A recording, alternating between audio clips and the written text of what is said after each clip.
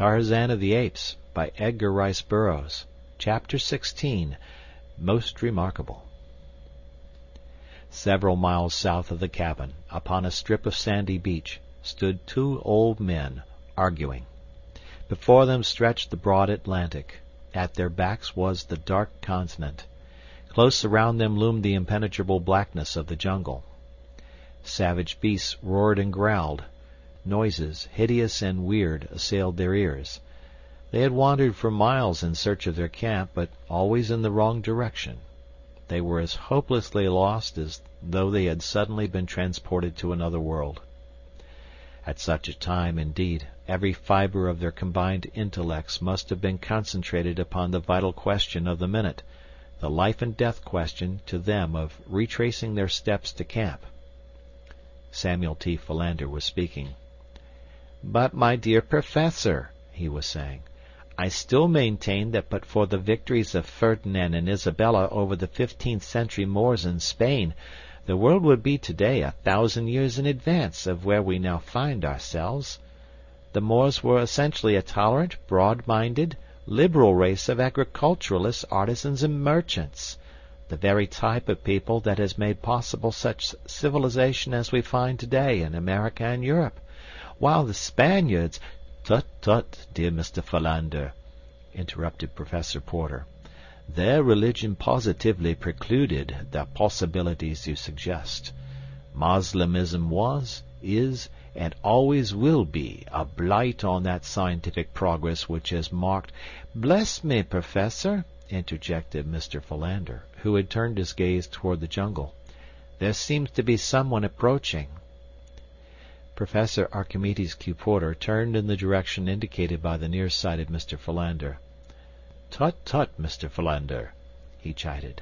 "How often must I urge you to seek that absolute concentration of your mental faculties which alone may permit you to bring to bear the highest powers of intellectuality upon the momentous problems which naturally fall to the lot of great minds. And now I find you guilty of a most flagrant breach of courtesy in interrupting my learned discourse to call attention to a mere quadruped of the genus Felis. As I was saying, Mr. "Heavens, Professor, a lion!" cried Mr. Philander, straining his weak eyes toward the dim figure outlined against the dark tropical underbrush.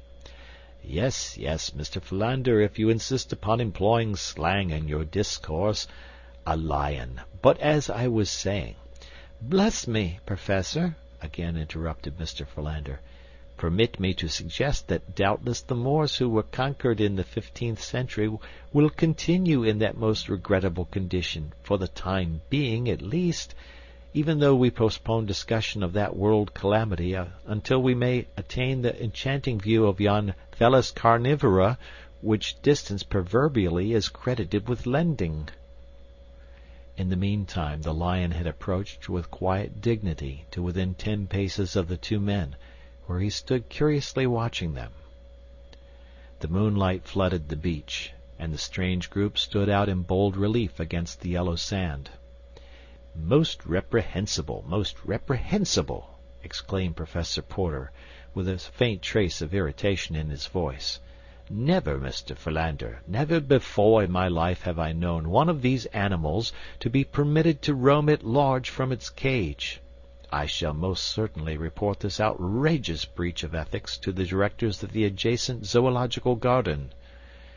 "Quite right, Professor," agreed Mr. Philander, "and the sooner it is done the better. Let us start now." Seizing the Professor by the arm, Mr. Philander set off in the direction that would put the greatest distance between themselves and the lion. They had proceeded but a short distance when a backward glance revealed to the horrified gaze of Mr. Philander that the lion was following them. He tightened his grip upon the protesting Professor and increased his speed. "As I was saying, Mr. Philander," repeated Professor Porter. Mr. Philander took another hasty glance rearward. The lion also had quickened his gait, and was doggedly maintaining an unvarying distance behind them. "He is following us!" gasped Mr. Philander, breaking into a run. "Tut, tut, Mr. Philander," remonstrated the Professor. "This unseemly haste is most unbecoming to men of letters. What will our friends think of us, who may chance to be upon the street and witness our frivolous antics? Pray let us proceed with more decorum." Mr. Philander stole another observation astern. The lion was bounding along in easy leaps, scarce 5 paces behind. Mr. Philander dropped the Professor's arm and broke into a mad orgy of speed that would have done credit to any varsity track team. "As I was saying, Mr. Philander," screamed Professor Porter, as, metaphorically speaking, he himself threw her into high. He too had caught a fleeting backward glimpse of cruel yellow eyes and half-open mouth within startling proximity of his person. With streaming coat-tails and shiny silk hat, Professor Archimedes Q. Porter fled through the moonlight close upon the heels of Mr. Samuel T. Philander. Before them a point of the jungle ran out toward a narrow promontory, and it was for the haven of the trees he saw there that Mr. Samuel T. Philander directed his prodigious leaps and bounds, while from the shadows of this same spot peered 2 keen eyes in interested appreciation of the race.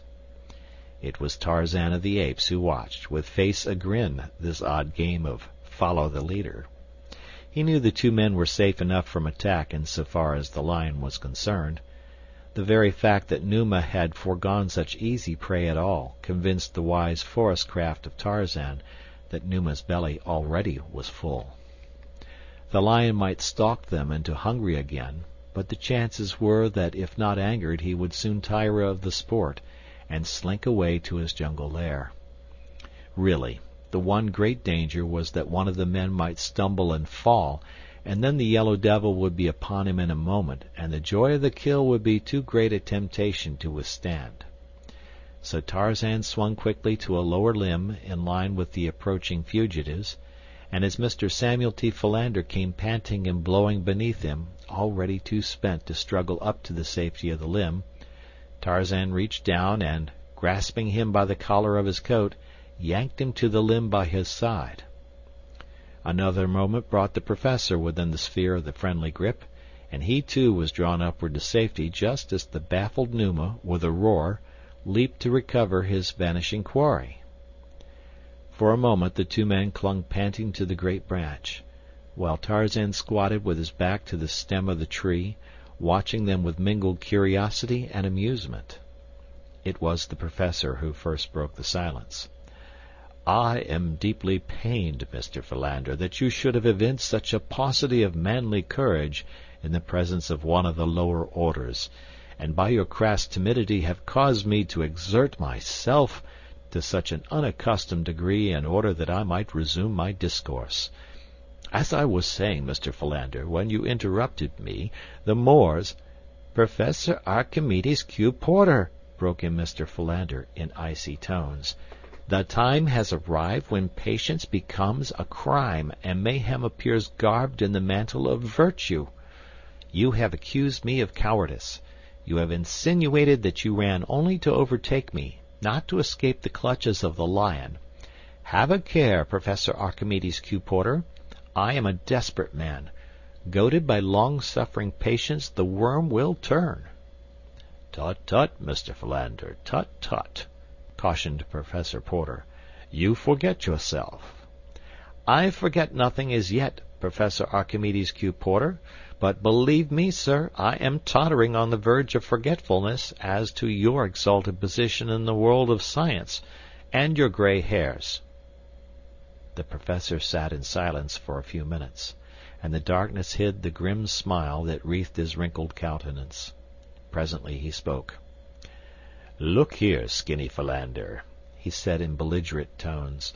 "If you are looking for a scrap, peel off your coat and come on down on the ground, and I'll punch your head just as I did 60 years ago in the alley back of Porky Evans' barn." "Ark!" gasped the astonished Mr. Philander. "Lordy, how good that sounds! When you're human, Ark, I love you, but somehow it seems as though you had forgotten how to be human for the last 20 years." The Professor reached out a thin, trembling old hand through the darkness until it found his old friend's shoulder. "Forgive me, Skinny," he said softly. It hasn't been quite 20 years, and God alone knows how hard I have tried to be human for Jane's sake, and yours too, since he took my other Jane away." Another old hand stole up from Mr. Philander's side to clasp the one that lay upon his shoulder, and no other message could better have translated the one heart to the other. They did not speak for some minutes. The lion below them paced nervously back and forth. The third figure in the tree was hidden by the dense shadows near the stem. He too was silent, motionless as a graven image. "You certainly pulled me up into this tree just in time," said the Professor at last. "I want to thank you. You saved my life." "But I didn't pull you up here, Professor," said Mr. Philander. "Bless me, the excitement of the moment quite caused me to forget that I myself was drawn up here by some outside agency. There must be someone or something in this tree with us." "Eh?" ejaculated Professor Porter. "Are you quite positive, Mr. Philander?" "Most positive, Professor," replied Mr. Philander. "And," he added, "I think we should thank the party. He may be sitting right next to you now, Professor." "Eh? What's that?" "Tut, tut, Mr. Philander, tut, tut," said Professor Porter, edging cautiously nearer to Mr. Philander. Just then it occurred to Tarzan of the Apes that Numa had loitered beneath the tree for a sufficient length of time, so he raised his young head toward the heavens, and there rang out upon the terrified ears of the two old men the awful warning challenge of the anthropoid.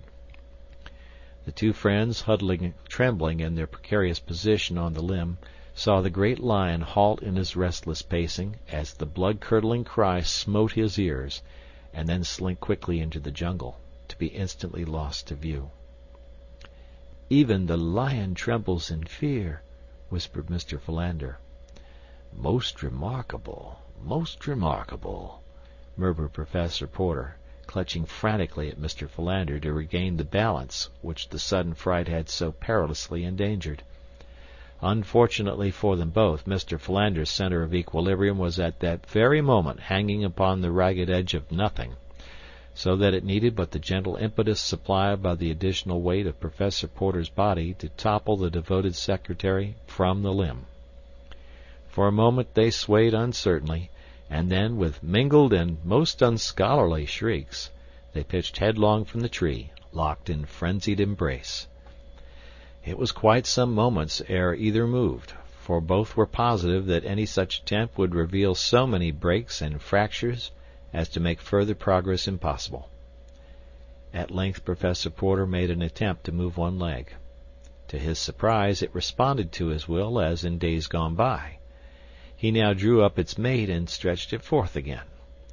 Most remarkable," he murmured. "Thank God, Professor," whispered Mr. Philander fervently. "You are not dead, then?" "Tut, tut, Mr. Philander, tut, tut," cautioned Professor Porter. "I do not know with accuracy as yet." With infinite solicitude, Professor Porter wiggled his right arm. Joy! It was intact.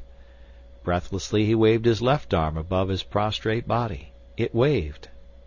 Most remarkable," he said. "To whom are you signaling, Professor?" asked Mr. Philander, in an excited tone. Professor Porter deigned to make no response to this puerile inquiry. Instead, he raised his head gently from the ground, nodding it back and forth a half-dozen times. "Most remarkable," he breathed. "It remains intact." Mr. Philander had not moved from where he had fallen. He had not dared the attempt. How indeed could one move when one's arms and legs and back were broken? One eye was buried in the soft loam, the other, rolling sidewise, was fixed in awe upon the strange gyrations of Professor Porter. "How sad!" exclaimed Mr. Philander, half aloud. "Concussion of the brain, superinducing total mental aberration. How very sad indeed, and for one still so young." Professor Porter rolled over upon his stomach. Gingerly he bowed his back until he resembled a huge tomcat in proximity to a yelping dog. Then he sat up and felt of various portions of his anatomy. "They are all here," he exclaimed. "Most remarkable." Whereupon he arose, and bending a scathing glance upon the still prostrate form of Mr. Samuel T. Philander, he said, "Tut, tut, Mr. Philander, this is no time to indulge in slothful ease. We must be up and doing." Mr. Philander lifted his other eye out of the mud and gazed in speechless rage at Professor Porter. Then he attempted to rise, nor could there have been any more surprise than he when his efforts were immediately crowned with marked success. He was still bursting with rage, however, at the cruel injustice of Professor Porter's insinuation, and was on the point of rendering a tart rejoinder when his eyes fell upon a strange figure standing a few paces away, scrutinizing them intently. Professor Porter had recovered his shiny silk hat, which he had brushed carefully upon the sleeve of his coat and replaced upon his head. When he saw Mr. Philander pointing to something behind him, he turned to behold a giant, naked but for a loin-cloth and a few metal ornaments, standing motionless before him. "Good evening, sir," said the professor, lifting his hat. For reply the giant motioned them to follow him, and set off up the beach in the direction from which they had recently come. "I think it is the better part of discretion to follow him," said Mr. Philander. "Tut, tut, Mr. Philander," returned the professor. "A short time since you were advancing a most logical argument in substantiation of your theory that camp lay directly south of us. I was skeptical, but you finally convinced me. So now I am positive that toward the south we must travel to reach our friends. Therefore I shall continue south." "But, Professor Porter, this man may know better than either of us. He seems to be indigenous to this part of the world. Let us at least follow him for a short distance." "Tut, tut, Mr. Philander," repeated the professor. "I am a difficult man to convince, but when once convinced my decision is unalterable. I shall continue in the proper direction if I have to circumambulate the continent of Africa to reach my destination." Further argument was interrupted by Tarzan, who, seeing that these strange men were not following him, had returned to their side. Again he beckoned to them, but still they stood in argument. Presently the ape-man lost patience with their stupid ignorance.